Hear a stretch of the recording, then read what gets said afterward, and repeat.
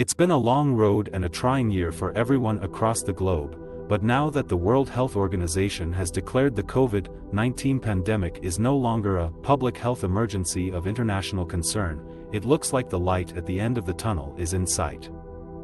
Many Canadians have already given up wearing masks as mandates lifted in most public places, but health professionals are hoping the practice of masking continues at least in certain times and places to help reduce the spread of not only COVID-19, but also influenza and respiratory syncytial virus.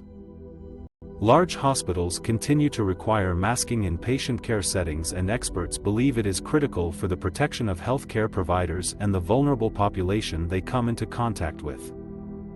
Infectious diseases specialist Dr. Lenora Saxinger notes that before the pandemic, people would have all sorts of symptoms, and entering the patient's room without a mask was not uncommon, but having masks has become the new norm, and she hopes it continues to be that way. Dr. Fatima Kakar, a pediatric infectious diseases specialist, also says she can't imagine seeing her patients without a mask on and believes masking could become a positive legacy of the pandemic. Long-term care facilities and other congregate settings, such as group homes, are other obvious places where masking should be a formal and regular practice. Outside of healthcare settings, infectious diseases specialists urge the public to assess their risks as to when and where they should consider wearing a mask. Vulnerable people at a higher risk of catching a virus should continue to protect themselves by wearing masks in high-risk settings such as on public transportation or in crowded spaces.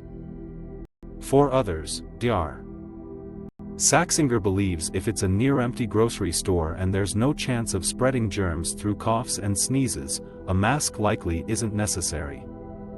The main takeaway is to be aware of your surroundings, potential exposures, and your own risk factors when deciding whether to wear a mask or not.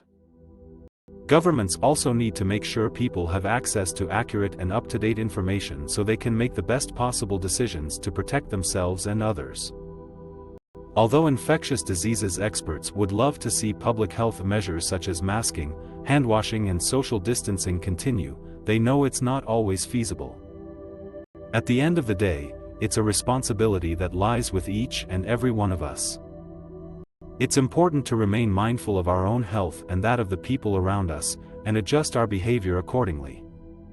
We can't forget what we've all gone through, but if we stay vigilant and practice high safety standards moving forward, masks and social distancing won't be a regular part of our lives for much longer.